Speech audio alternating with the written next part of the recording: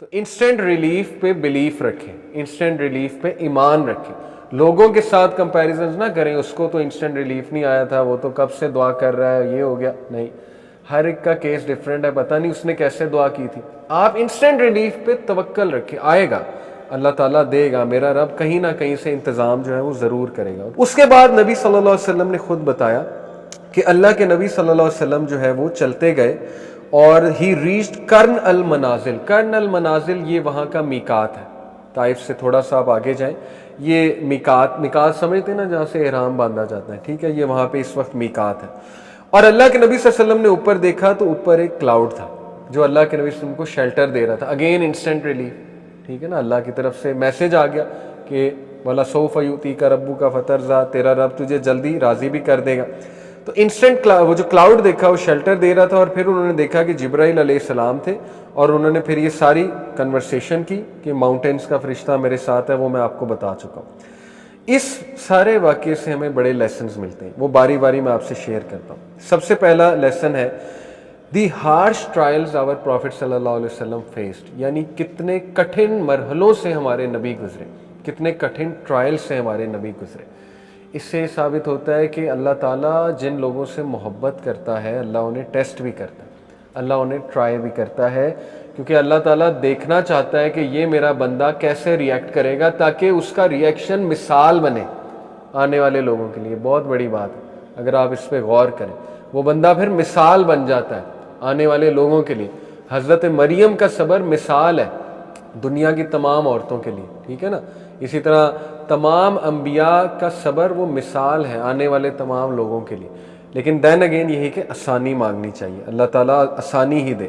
پھر نبی صلی اللہ علیہ وسلم کی دعا، اور وہ دعا پرفیکشن آف توحید ہے، پرفیکشن آف توحید، کہ اللہ نہیں، تو راضی ہے تو سب ٹھیک ہے، لیکن اگر تو ناراض ہے تو پھر سب کچھ خراب۔ یہ ہے پرفیکشن، ہر چیز کا فوکس اللہ ہے کہ اللہ آپ تو نہیں ناراض، آپ تو نہیں ناراض، حالات ٹھیک کر دیں، وغیرہ وغیرہ۔ پھر number 1 the effects of being upon firm توحید۔ اللہ کے نبی صلی اللہ علیہ وسلم کے پاس جب عدس آیا تو اللہ کے نبی صلی اللہ علیہ وسلم نے نہیں چھپایا کہ وہ نبی ہے یا مسلمان ہے، فوراً دعویٰ کیا، بسم اللہ بھی پڑھی، یعنی اپنی کلچر پہ، اپنی آئیڈینٹی پہ کانفیڈنٹ ہونا، no matter what the situation is, ٹھیک ہے نا، اور کبھی بھی کسی اپرچونٹی کو نہ چھوٹا سمجھنا۔ اللہ کے نبی صلی اللہ علیہ وسلم نے اس اپرچونٹی کو بھی لیا، ایون دو کتنی گریف کی سچویشن میں تھے، ٹھیک ہے نا، تو بڑے بڑے گریف آئے انبیاء پہ، لیکن یہ کہ انہوں نے کھڑا ہو کے دکھایا۔ تو یہ بڑے زبردست جو ہے وہ چند ایک جو ہے وہ لیسن ہے، ٹھیک ہے نا۔ اس کے بعد انسٹنٹ ریلیف، یہ بہت بڑا لیسن میں آپ کو آلریڈی بتا چکا ہوں کہ اللہ تعالیٰ نے کتنی جلدی جو ہے وہ رسپونڈ کیا، اور اس میں ایک سمبولک جیسچر بھی ہے۔ عدس کے اسلام قبول کرنے میں ایک سمبولک جیسچر ہے، اسکالرز کہتے ہیں، وہ کیا ہے؟ عدس عراق کے علاقے سے تھا، اللہ کے نبی صلی اللہ علیہ وسلم کو یہ سمبولکلی اللہ میسج دے رہا ہے کہ اگر عربز اسلام قبول نہیں کر رہے فی الحال، تیرا تو پیغام اس لیول کا ہے کہ دنیا کے مختلف کونوں تک جائے گا، یعنی عراق تک بھی جائے گا۔ یہ ایک سمبولک بھی پیغام دیا جا رہا ہے اللہ کے نبی صلی اللہ علیہ وسلم کو، اور دیکھیں پاکستان، چائنا، کہاں کہاں اسلام پھیل رہا ہے، تو یہ واقعی کامیابی ہے ایک طرح سے، ٹھیک ہے نا، یہ بات ہے اس کی۔ اس کے بعد جو ہے وہ فزیکلی ریلیف کیسے آیا؟ ایک تو مینٹل ریلیف یہ آیا، میسج دیا کہ تیرا دین بہت آگے پھیلے گا، تیرا میسج بہت آگے آئے گا۔ فزیکل ریلیف کیسے ہے؟ فروٹس دے کے، گریپس دے کے، کلاؤڈ کا شیلٹر دے کے فزیکل ریلیف بھی ہے، ٹھیک ہے نا۔ اور دین اگین اس کے بعد جو یہ ہے، the miracle is that even after all the trouble he went through, the responses he got still ringing in his ears, the blood still pouring out, yet the Prophet صلی اللہ علیہ وسلم said no, don't do this۔ کس کو؟ فرشتے کو۔ یہ اصل میں اس سارے واقعے کا معجزہ ہے، اور وہ معجزہ یہ ہے کہ اللہ کے نبی صلی اللہ علیہ وسلم اتنے ڈسٹریس کے باوجود بھی یہ الفاظ کہہ رہے ہیں کہ نہیں، ان کی قوم سے کوئی نہ کوئی اچھے لوگ جو ہیں وہ ضرور آئیں گے۔ This shows the far sightedness and vision of our prophet صلی اللہ علیہ وسلم and emotional intelligence. Emotional intelligence کی یہ پیک ہے کہ دکھ میں، غصے میں بندہ ایسی بات نہ کرے جس کو بعد میں وہ ریگریٹ کرے، ٹھیک ہے، یہ ایموشنل انٹیلیجنس ہوتی ہے۔ تو یہ بہت سے اس میں الحمدللہ یہ ہمارے لیے سارے لیسنز ہیں۔ اس کے بعد ایک بڑا انٹرسٹنگ واقعہ آتا ہے۔ واقعہ کچھ ایسے ہے کہ اللہ کے نبی صلی اللہ علیہ وسلم جب واپس مکہ کی طرف تشریف لا رہے تھے تو نخلا، وادی نخلا ہے، وہاں پر قیام پذیر ہوئے، اور وہاں پہ رات کو تہجد پڑھی. تہجد جب پڑھی ہمارے نبی صلی اللہ علیہ وسلم نے تو اللہ نے ایک اور ریلیف دیا, اور وہ ریلیف یہ تھا کہ جنوں کی ایک فوج وہاں سے گزر رہی تھی. یہ سورہ جن میں بھی آتا ہے, سورہ احقاف میں بھی, سورہ احقاف میں بیسکلی آتا ہے, سورہ احقاف ورس نمبر 29. جنوں نے جب تلاوت سنی اللہ کے نبی صلی اللہ علیہ وسلم کی, قرآن پاک کا کلام سنا, انہیں سمجھ آیا. یہ بیسکلی یہودی جن تھے, جوئش جنس تھے. اس کا پروف کیا ہے سورہ احقاف میں بھی میں آپ کو بتاتا ہوں. یہ آیت ہے when we caused a group of jinn to come pass by you. تو اللہ تعالیٰ کہہ رہا ہے کہ ہم نے ایکچولی جنس کو وہاں سے, اللہ تعالیٰ نے حالات ایسے سیٹ کیے in all his perfect wisdom and planning کہ جس ٹائم پہ رسول اللہ تہجد پڑھ رہے ہیں اسی ٹائم پہ جنات آ رہے ہیں. یہ اللہ تعالیٰ کا کرنا ہوتا ہے, ٹھیک ہے نا. اللہ کہتے ہیں ہم نے گزارا وہاں سے جنوں کو. when they were in your presence they all said quiet listen. انہوں نے کہا چپ ہو جاؤ, سنو. یہ کلام بڑا زبردست کلام ہے. پھر انہوں نے کہا they said to their people, یعنی وہ جنات مسلمان بھی ہوئے, مسلمان ہو کے اسکالرز بن گئے اور دائز بن گئے اسلام کی. یہ اگلی آیت سے ثابت ہوتا ہے. انہوں نے اپنے لوگوں کو کہا او our people we have heard of a book that has come from the book of Musa and it's calling to righteousness. O our people respond to the call of truth and believe in him. یعنی instant dies بھی بن گئے truth کو recognise کر کے. تو یہ اتنا بڑا سکسیس اللہ شو کر رہا ہے نبی صلی اللہ علیہ وسلم کو کہ دیکھیں جنات نے آپ کی دعوت کو قبول کیا. آپ صرف انسانوں کے لیے نہیں بھیجے گئے, آپ رحمت للعالمین ہیں. اور رحمت للعالمین کی پرفیکٹ مینیفیسٹیشن یہ طائف کا واقعہ کہ جو انسان بدوائے نہیں دے رہا ہے ان لوگوں کو یا ڈسٹروائے نہیں کروا رہا ہے, تو اس سے بڑا پھر رحمت للعالمین کون ہوگا. تو خیر یہاں سے اگین ثابت ہوتا ہے کہ جنات میں نمبر 1 مختلف فرقے بھی ہوتے ہیں, ان میں مختلف ریلیجنز بھی ہوتے ہیں, کیونکہ یہ یہودی جن تھے. انہوں نے کہا نا کہ موسیٰ والا کلام پڑھ رہا ہے یہ وہی, اس کا مطلب موسیٰ علیہ السلام کو جانتے تھے تو یہودی جن ہے. تو جنات میں مختلف قبیلے بھی ہوتے ہیں, مختلف ان میں جو ہے یہ فرقے بھی ہوتے ہیں, مختلف مذاہب بھی ہوتے ہیں جنات میں.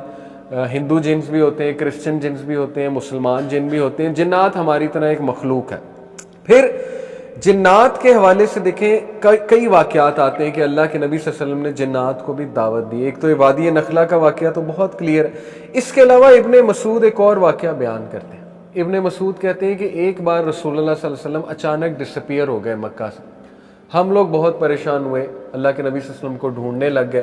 لیکن یہ کہ کچھ دیر بعد اللہ کے نبی صلی اللہ علیہ وسلم جو ہے وہ غار حرا سے آ رہے تھے, تو ہم نے کہا یا رسول اللہ آپ کہاں تھے؟ تو اللہ کے نبی صلی اللہ علیہ وسلم نے فرمایا کہ جنوں میں سے ایک کالر آیا تھا, ایک جن آیا تھا, اور اس نے مجھے کہا کہ میرے لیے ایک کانگریگیشن ویٹ کر رہا ہے, جنوں کا ایک قافلہ میرے لیے ویٹ کر رہا ہے. تو میں گیا, ان سے ملا, میں نے انہیں قرآن مجید سنایا. وہ مجھے لے گئے اپنی کیمپ سائٹ پہ, وہ انہوں نے مجھے اپنی فائر بھی دکھائی, the fires they had lit and the other effects of that. یہ صحیح مسلم کی روایت ہے, ٹھیک ہے نا, یعنی اٹس ویری اوتھینٹک انسیڈنٹ. اس سے ثابت ہوتا ہے کہ جن قیام پذیر بھی ہوتے ہیں, آگ بھی جلاتے ہیں, مطلب کیمپ کرتے ہیں اور اس طرح سے رہتے ہیں مختلف جگہوں پہ. اسپیشلی ایمٹی ویلیز میں انہیں رہنا بہت پسند ہے, ماؤنٹینیس ایریاز میں رہنا بہت پسند ہے. ایک اور نیریشن یہ آتی ہے کہ ایک بار ابن مسعود کہتے ہیں کہ ہم اللہ کے نبی صلی اللہ علیہ وسلم کے ساتھ تھے, تو اللہ کے نبی صلی اللہ علیہ وسلم اچانک رک گئے اس جگہ اور انہوں نے ایک لائن ڈرا کر دی اور ہمیں کہا کہ تم لوگ میرا یہاں پہ ویٹ کرو. تو کہتے ہیں کہ ہم فجر سے لے کے ظہر تک ویٹ کرتے رہے, غالباً اتنی دیر ہم ویٹ کرتے رہے. تو پرافٹ صلی اللہ علیہ وسلم کو ہم نے دیکھا کہ جب وہ جا رہے تھے تو ڈارک کلاؤڈز اس طرح سے ریوالو کر رہے تھے, انہوں نے ڈارک کلاؤڈز نے انہیں گھیر لیا. یعنی جنات کی ایک انہوں نے شکل سی بتائی, یا ایک کہہ لیں ایک پکچرائزیشن سی ہمیں دی ابن مسعود نے, کہ جس طرح سے یوں ڈارک کلاؤڈز بڑی تیزی سے ریوالو کر رہے ہیں. تو اس طرح کہتے وہ نبی صلی اللہ علیہ وسلم کو گھیر کر آگے لے گئے. اور پھر جب اللہ کے نبی صلی اللہ علیہ وسلم واپس آئے تو انہوں نے بتایا کہ جنات کی ایک جماعت مجھے لے گئی تھی اور ان کو میں نے دعوت دین دی. تو اس انسیڈنٹ میں یہ بھی ثابت ہوتا ہے کہ جنات کی خوراک بھی ہے اور جنات کے جانور بھی ہیں, جنات کے بھی مویشی ہیں, ہمیں نظر نہیں آتے, ٹھیک ہے. تو اللہ نے بہت کچھ بنایا ہوا ہے. ظاہر ہے انسان جو ہے وہ 3D کریچر ہے, اس کو 3 ڈائمینشنل سے اوپر نظر نہیں آ سکتا انسان کو. اس کی مثال میں اکثر ایسے دیتا ہوں کہ دیکھیں ایک 2 ڈائمینشنل چیز کے سامنے 3 ڈائمینشنل چیز آپ رکھیں گے نا, تو اسے وہ 3D میں نظر نہیں آئے گی, کیونکہ وہ 2 ڈائمینشنل ہے. اسے پتہ ہے کیا نظر آئے گا, یا اس کا فرنٹ 3 ڈائمینشنل تو نہیں نظر آئے گی نا, اس کو صرف اس کا یوں فرنٹ اور فرنٹ ایز اے باکس نظر آ رہا ہو, اس چیز کا, ٹھیک ہے, یا اس کی سائڈ کر دیں تو سائڈ ایز اے لائن نظر آ رہی ہوگی اس 2 ڈائمینشن کو. تو اسی لیے انسان چونکہ 3 ڈائمینشن ہے, وہ 5th ڈائمینشن چیز یا 6 ڈائمینشن چیز تو نہیں دیکھ سکتا نا فزکس کے کانسیپٹس کے مطابق. یہ ہمارا دہریوں کو بھی جواب ہوتا ہے کہ بھائی آپ کی سائنس کہہ رہی ہے کہ انسان 3 ڈائمینشن سے اوپر دیکھ ہی نہیں سکتا, تو آپ غیب کے ورلڈ کو کیسے چیلنج کرتے ہیں, ٹھیک ہے نا. اللہ نے غیب میں بڑا کچھ رکھا ہوا ہے. اینی وے, تو نبی صلی اللہ علیہ وسلم کی اس روایت سے ثابت ہوتا ہے کہ اللہ کے نبی نے پوچھا نا, جنات نے مجھ سے پوچھا کہ ہم کیا کھائیں, اب ہم مسلمان ہو چکے ہیں, ہماری خوراک کیا ہے. تو پروفٹ صلی اللہ علیہ وسلم نے کہا تمہاری خوراک جو ہے نا ہماری چھوڑی ہوئی ہڈیاں ہیں, مسلمانوں کی جو چھوڑی ہوئی ہڈیاں ہیں بونز, وہ تمہاری خوراک ہے. اسی لیے کہتے ہیں کہ ہڈیاں چھوڑ دینی چاہیے جنات کے لیے, میٹ کی, چکن وغیرہ جو بھی ہے, بونز کھاتے ہیں. جنات کی خوراک جو ہے وہ بونز ہے, مسلمانوں کی چھوڑی ہوئی بون. پھر انہوں نے پوچھا ہمارے مویشی کیا کھائیں, تو اللہ کے نبی صلی اللہ علیہ وسلم نے کہا تمہارے مویشی ہمارے مویشیوں کی گوبر کھائیں, ڈنگ کھائیں. یہ بالکل صحیح حدیث ہے, اس پہ ہمارا ایمان ہے اور ایسا ہی ہے جیسا اس حدیث میں آ رہا ہے. تو ثابت ہوا کہ جنات کی ایک الگ دنیا ہے, ہماری نظروں سے اوجھل ہے, لیکن یہ کہ ان کے مویشی بھی ہیں, ان کا پورا ایک لائف سٹائل ہے, ان کے گھر بھی ہیں, ان کے کنبے بھی ہیں وغیرہ وغیرہ, وہ شادیاں بھی کرتے ہیں, ان کے بچے بھی ہوتے ہیں وغیرہ وغیرہ, آل دیز تھنگ. تو دین اگین اللہ نے انسٹنٹ ریلیف بھی دیا, خوشخبری بھی دی کہ محمد صلی اللہ علیہ وسلم آپ کا میسج تو عراق تک پھیل رہا ہے, آپ کا میسج تو جنات تک چلا گیا ہے, ٹھیک ہے. تو یہ ہمارے لیے بڑا زبردست لیسن ہے طائف سے واپسی میں. اس کے بعد نبی صلی اللہ علیہ وسلم چونکہ حضرت زید کے ساتھ تھے, اپنے منہ بولے بیٹے کے ساتھ, تو حضرت زید نے اللہ کے نبی صلی اللہ علیہ وسلم سے پوچھا کہ یا رسول اللہ آپ اب مکہ میں داخل کیسے ہوں گے جبکہ آپ کو یہاں سے ایکسپیل کر دیا گیا. ابو لہب جو ہے وہ ظاہر ہے بہت زیادہ تپا ہوا تھا. تو اللہ کے نبی صلی اللہ علیہ وسلم نے کہا کہ اللہ will make a way out for us and Allah will help his prophet and make the truth supreme. سبحان اللہ. فوراً سے انسٹنٹ جواب دیا, اللہ تعالیٰ کوئی نہ کوئی راستہ ضرور نکال دے گا, اللہ بہترین کارساز ہے, اللہ تعالیٰ اپنے نبی کی مدد ضرور فرمائے گا. ایسا ہی ہوا, لیکن ساتھ میں اسباب بھی اختیار کیے. اوکے, الفاظ بالکل ہیں لیکن اسباب ہیں. اسباب یہ ہیں کہ اللہ کے نبی صلی اللہ علیہ وسلم نے زید کو بھیجا کہ آپ میرا پیغام لے کر جاؤ ہمارے جو 2-3 ایلائز ہیں قبیلے ان کے پاس. ان میں سے ظاہر ہے کہ the first one was الاخنس بن شریک, یہ تو بنو ہاشم سے ہی تھا غالباً. ان کی طرف میسج بھیجا گیا, لیکن انہوں نے کہا کہ ہم اس پوزیشن میں نہیں ہیں کہ ہم آپ کو اجازت دیں. کیونکہ ابو لہب جو ہے وہ بہت سختی کر رہا ہے. بنو مخزوم کی طرف گئے. بنو مخزوم بھی جو ہے وہ ظاہر ہے ایک قبیلہ تھا, یہ خالد بن ولید کا, ابو جہل کا قبیلہ ہے. بنو مخزوم نے ڈیفینیٹلی ریجیکٹ کیا, وہ تو ظاہر ہے ابو جہل کے انفلوئنس میں تھے. 15 اور سب ٹرائبس کی طرف گئے اللہ کے نبی صلی اللہ علیہ وسلم کے ایمبیسیڈر, یعنی اتنی ایفرٹ اور اتنے اسباب اختیار کیے. فائنلی کون سا ٹرائب تھا, سہیل بن عمر کے پاس بھی گئے تھے. بائی دا وے سہیل بن عمر جو ہے یہ آپ کو پتا ہے بعد میں مسلمان ہو جاتے ہیں, یہ بھی بہت بڑے قریش کے لیڈر تھے, لیکن یہ کہ سب نے ریجیکٹ کر دیا. کسی نے پولائٹ ریجیکشن دے دی, کسی نے جو ہے وہ بات گھما دی, کسی نے آؤٹ رائٹ ریجیکشن کر دی. اس کے بعد اللہ کے نبی صلی اللہ علیہ وسلم بنو نوفل کا جو چیف تھا جس کا نام ہے مطعم بن عدی, اس کو میں نے پہلے بھی مینشن کیا ہے, ٹھیک ہے. مطعم بن عدی یہ وہی شخص ہے کہ جس نے سپلائز دینا شروع کی تھی جب شیب ابی طالب تھا. اس کو رحم آتا تھا, اچھا انسان تھا. نان مسلمز میں اچھے انسان بھی ہوتے ہیں ظاہر ہے. ایک تو یہ اس نے مدد کی سپلائز دینا چھپ چھپ کے, اور اس دور میں وہ جتنی سپلائی دیتا تھا باقاعدہ یہاں پہ لکھا ہوا ہے کہ 50,000 پاؤنڈ کا ایک کیمل پہ سامان ہوتا تھا آج کے ورتھ کے مطابق. تو یہ چھوٹی بات نہیں, 50,000 پاؤنڈ کا ایک پورا سامان بھیجنا, کس کے لیے, بنو ہاشم کے لیے. پھر یہ وہی شخص ہے کہ جس نے ابو جہل سے فائٹ کی کہ یہ ٹریٹی ہم نہیں مانتے, یہ تو ظلم ہے, ہم نے اپنے ہی لوگوں کو جو ہے نکال دیا مکہ سے, ایسا تو کبھی ہسٹری میں نہیں ہوا. اس کے ساتھ 2 اور لوگ تھے, ٹھیک ہے نا. تو اس میں خیر تھی اس بندے میں, ایون دو مشرک تھا. اور تیسری پھر اس نے یہ بات کی کہ اللہ کے نبی صلی اللہ علیہ وسلم کو کہا, اپنے بیٹوں کو بھیجا, گھبرو جوان بیٹے تھے, کہ جاؤ لے کر آؤ محمد صلی اللہ علیہ وسلم کو, اور کہا میں دیکھتا ہوں اسے کون ہاتھ لگاتا ہے. اور پھر مطعم آیا کعبہ کے سامنے, کہا جی اس کو میں پروٹیکشن دے رہا ہوں, کوئی ہاتھ نہیں لگائے گا اسے. اور نبی صلی اللہ علیہ وسلم کہا کہ آپ طواف کریں, یعنی اتنا امپاور کیا, میں کھڑا ہوں طواف کریں. تو اللہ کے نبی صلی اللہ علیہ وسلم نے طواف کیا, ٹھیک ہے. یہ روایات میں باقاعدہ آتا ہے. تو اسی لیے دیکھیں نبی اکرم صلی اللہ علیہ وسلم مطعم نے ظاہر ہے 2 سال کے لیے تقریباً پروٹیکشن دی, اور اس کے بعد پھر ہجرت تھی. تو اسی لیے اللہ کے نبی صلی اللہ علیہ وسلم نے مطعم کی بڑی تعریف کی. اللہ کے نبی صلی اللہ علیہ وسلم نے جنگ بدر کے موقع پہ کہا کہ اگر مطعم زندہ ہوتا تو میں سارے پرزنر آف وار اس کے کہنے پہ چھوڑ دیتا وداؤٹ ٹیکنگ رینسم. تو اس سے بڑا امپورٹنٹ پوائنٹ دیکھیں ثابت ہوتا ہے کہ نان مسلمز میں اگر کوئی اچھے لوگ ہیں جن میں خیر ہے ان سے مدد بھی لی جا سکتی ہے اور ان کو پریز کرنا بھی جائز ہے, اس میں کوئی حرج نہیں ہے. ہمارے نبی نے ان کو پریز بھی کیا. اوکے, یہ ہے جی سارا کا سارا واقعہ طائف کا, اور ماشاءاللہ اس سے ہم نے بڑے لیسنز بھی اخذ کیے اور ہم نے دعا کا ایک پراپر وہ بھی طریقہ بھی سیکھا کہ دعا اصل میں پاورفل دعا کیا ہے, دعا کیسے کرنی چاہیے, اور جو اللہ پہ ریلائی کرے اللہ اس سے کافی ہو جاتا ہے, سیدھی سی بات. اب بڑا انٹرسٹنگ آگے واقعہ ہے معراج کا, بڑا ایک میجر واقعہ ہے اللہ کے نبی صلی اللہ علیہ وسلم کی لائف میں, اور یہ ایک آل ٹائم ہائی گفٹ ہے اللہ کی طرف سے. کس موقع پہ؟ جب شیب ابی طالب ہوا, حضرت خدیجہ کی ڈیتھ ہوئی, ابو طالب کی ڈیتھ ہوئی, اور پھر طائف کا بڑا ہی افسوسناک واقعہ ہوا. تو اس کے بارے میں دیکھیں کوئی منتھ پہ اختلاف ہے یہ ایگزیکٹلی کب ہوا معراج کا واقعہ, لیکن یہ کہ ظاہر ہے فیمس ہے, اس کے بارے میں آپ کو بتاتا ہوں کب ہوا. اس کو اسرا اور معراج کہتے ہیں. اسرا معراج دونوں کا مختلف مطلب ہے. اسرا جو ہے یہ نائٹ جرنی ہے فرام حرم ٹو اقصی. معراج جو ہے یہ آسمانوں کی طرف, معراج کا مطلب ہی ہوتا ہے چڑھائی, ٹھیک ہے نا, یہ آسمانوں کی طرف چڑھائی. اسرا جو ہے وہ براق پہ ہے, ٹھیک ہے, براق پہ بیٹھے اللہ کے نبی صلی اللہ علیہ وسلم, جو گھوڑا تھا ایک, اور مکہ سے مسجد اقصی ود ان 1 نائٹ جو ہے وہ پہنچے. اور معراج جو ہے وہ جبرائیل علیہ السلام کے ساتھ, ٹھیک ہے, وہ اسینڈنگ جو ہے جس طرح سے ہمارے نبی صلی اللہ علیہ وسلم آسمانوں کی طرف گئے.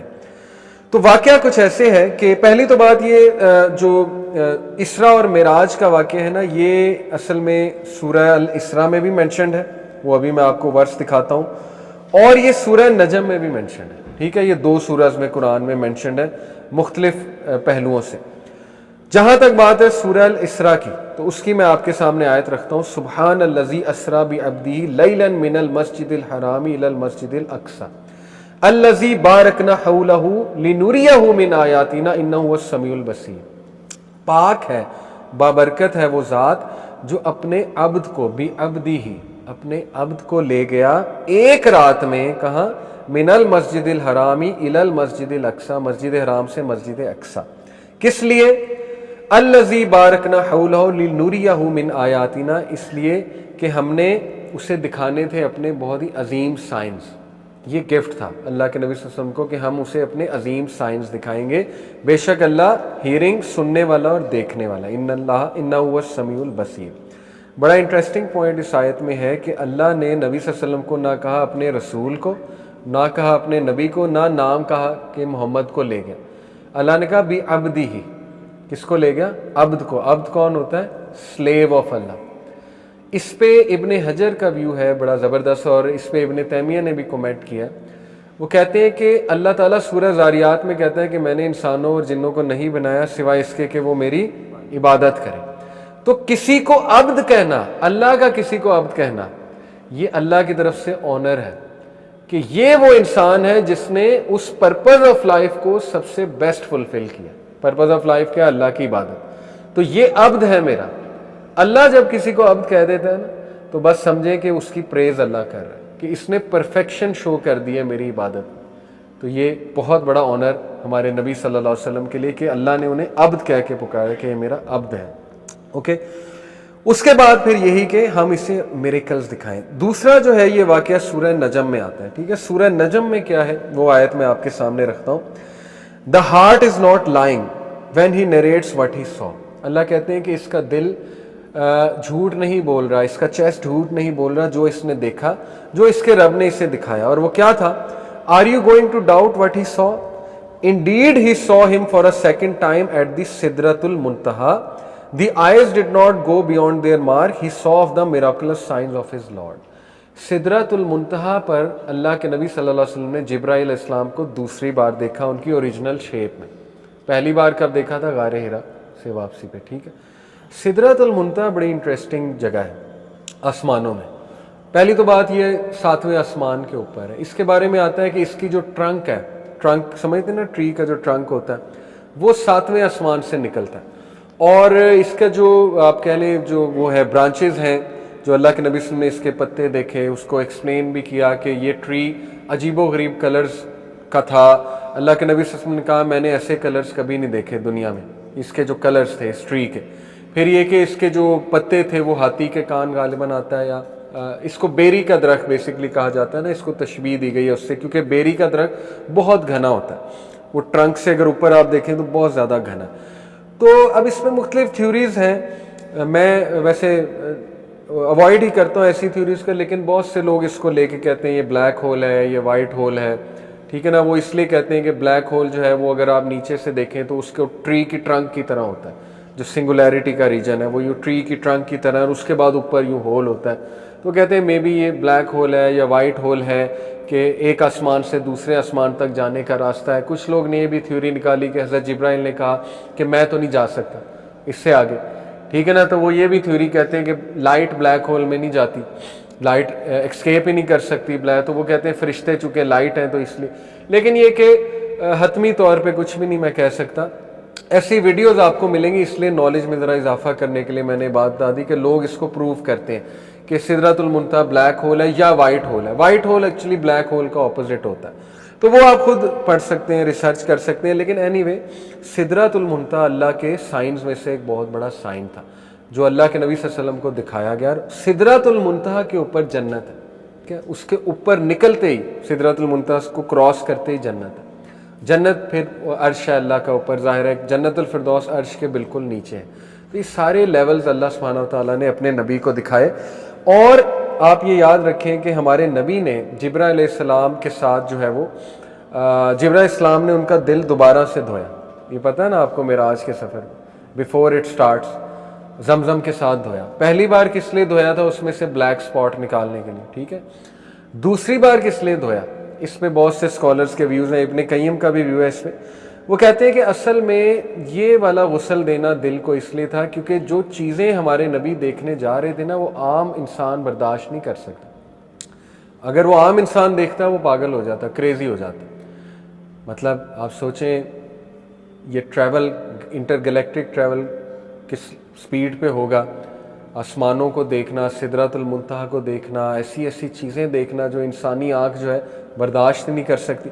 تو یہ ایک ریزن وہ دیتے ہیں کہ اس لیے ہمارے نبی صلی اللہ علیہ وسلم کا دل دھویا گیا تاکہ وہ اس ساری چیز کے لیے ریڈی ہو جائے، اس ساری چیز کو دیکھ سکے۔ یہ ایک ریزن جو ہے وہ بتائی جاتی ہے۔ اسراء اور معراج کا واقعہ جو ہے نا، اس کو یہ ہسٹری کی کتابوں میں ایک کرونولوجیکل آرڈر سے بیان کرنا بڑا مشکل ہے، کیونکہ یہ واقعہ کم از کم 20 صحابہ نے نیریٹ کیا ہے اور آپس میں کانٹرڈکشنز بھی ہیں، ٹھیک ہے نا۔ آپس میں صحابہ کی کچھ کانٹرڈکشنز بھی ملتی ہیں، کرونولوجیکل آرڈر میں بھی کانٹرڈکشنز ملتی ہیں۔ مثال کے طور پہ کچھ لوگ کہتے ہیں کہ اللہ کے نبی صلی اللہ علیہ وسلم کو جو وائن اور دودھ پیش کیا گیا وہ اسراء سے پہلے کیا گیا، کچھ کا ہے ویو کہ نہیں وہ وہاں پر کیا گیا، ٹھیک ہے نا، مسجد اقصیٰ میں یا آسمان پر جا کر کیا گیا، 7th ہیون پر کیا گیا پریزنٹ۔ اس طرح کے کچھ کانٹرڈکشن، سیمنگلی کانٹرڈکشن جو ہیں وہ ملتی ہیں۔ اس کو کوشش کی ہے اسکالر نے ذرا ایک کرونولوجیکل آرڈر میں لانے کی، وہ انشاءاللہ ہم کوشش کرتے ہیں کہ اس کرونولوجیکل آرڈر کو ڈسکس کریں، ٹھیک ہے۔ سب سے پہلی بات تو یہ ہے کہ یہ واقعہ فزیکل تھا، خواب میں نہیں تھا۔ بہت سے لوگ کو یہ غلطی بھی ہوئی کہ وہ کہتے ہیں جی یہ خواب تھا، نہیں خواب نہیں تھا، اللہ فزیکلی لے کر گئے تھے اپنے نبی کو اور ایک نائٹ میں لے کر گئے تھے، ٹھیک ہے۔ اور اللہ کے نبی صلی اللہ علیہ وسلم نے بتایا کہ میں حتیم میں آرام کر رہا تھا۔ حتیم وہ ایریا جو کعبہ سے تھوڑا سا آگے بنا ہے، حتیم میں آرام فرما رہے تھے ہمارے نبی صلی اللہ علیہ وسلم۔ ایک روایت میں آتا ہے کہ میں گھر میں تھا۔ اس کو اس طرح سے سالو کیا اسکالرز نے کہ جبرائیل علیہ السلام گھر آئے، گھر سے حتیم لے کر گئے، حتیم میں آرام فرماتے تو وہاں سے پھر اسراء جو ہے وہ شروع ہوا۔ اس کو اس طرح سے انہوں نے سالو کیا کہ دونوں کانٹرڈکٹنگ نہیں ہے، پہلے گھر میں ہی ہوں گے لیکن یہ کہ بعد میں حتیم میں تشریف فرما دیں۔ تو حتیم سے جو ہے یہ سفر شروع ہوا، اور حتیم جو ہے اس میں نبی صلی اللہ علیہ وسلم کو ظاہر ہے وہ براق جو ہے وہ آیا، اور براق پر اللہ کے نبی صلی اللہ علیہ وسلم جب بیٹھنے لگے، براق کے بارے میں اللہ کے نبی صلی اللہ علیہ وسلم نے بتایا کہ وہ میول ہوتا ہے، ایک ڈونکی سے تھوڑا سا آپ کہہ لیں کہ چھوٹا ہوتا ہے یا بڑا ہوتا ہے، بڑا ہوتا ہے۔ تو ڈونکی اور میول کے درمیان کا اس کا تقریباً جو ہے نا وہ وجود تھا براق کا، پر اس کے نہیں ہے نریٹڈ، ٹھیک ہے نا. بہت سی روایات میں اس کی عجیب و غریب شکل یا عورت کا چہرہ اور پر بنے ہوئے ہیں، یہ وہ کوئی اوتھینٹک نہیں ہے. سمپل ایک جس طرح میول اور ڈونکی کے درمیان کی ایک چیز ہوتی اس طرح کا تھا. اس کا سیڈل بھی تھا، سیڈل ہوتا ہے جو اس پہ بیٹھتے ہیں گھوڑے کا سیڈل. اس کے ہارنس بھی تھے، بیلٹ وغیرہ، ٹھیک ہے، اس سے کنٹرول کرنا. تو اللہ کے نبی صلی اللہ علیہ وسلم جب اس پر بیٹھے تو اس نے ایک دم سے یہ اچھلا. جب بیٹھنے لگے تھوڑا سا دبک گیا تو جبرائیل علیہ السلام نے اسے ڈانٹا، اور جبرائیل علیہ السلام نے اسے کہا کہ تجھے نہیں پتا کہ یہ جو شخص تجھ پر بیٹھنے لگا ہے یہ تمام مخلوقات میں سے افضل بہترین مخلوق ہے. تو اس پر وہ کام ڈاؤن ہو گیا. اس سے یہ ثابت ہوتا ہے کہ جبرائیل علیہ السلام نے جب کہا نا کہ جتنی بھی مخلوقات تجھ پہ اب تک بیٹھی ہیں ان میں سے یہ بیسٹ ہے، تو ثابت ہوا کہ بہت سی مخلوقات ہیں اور پتہ نہیں کون کون براق پر بیٹھا ہوا ہے. ٹھیک ہے، اس سے علماء نے ایک یہ پوائنٹ اخذ کیا ہے کہ اللہ نے ایسی ایسی چیزیں کریٹ کی ہیں جو ہمارے نالج کے بھی بیونڈ ہیں. بہت سی چیزیں اللہ نے ہمیں کتنا علم دیا ہے. خضر علیہ السلام نے موسیٰ علیہ السلام کو مثال دی تھی نا کہ تم لوگوں کا علم وہ سمندر کے قطرے کے برابر، اور اللہ کا علم جو ہے وہ سمندر ہے. جتنی اللہ تعالیٰ اجازت دیتا ہے، جتنا اللہ چاہتا ہے اتنا انسانوں کو علم دیتا ہے، بس ٹھیک ہے. تو ہمارا ایمان ہے ان ساری باتوں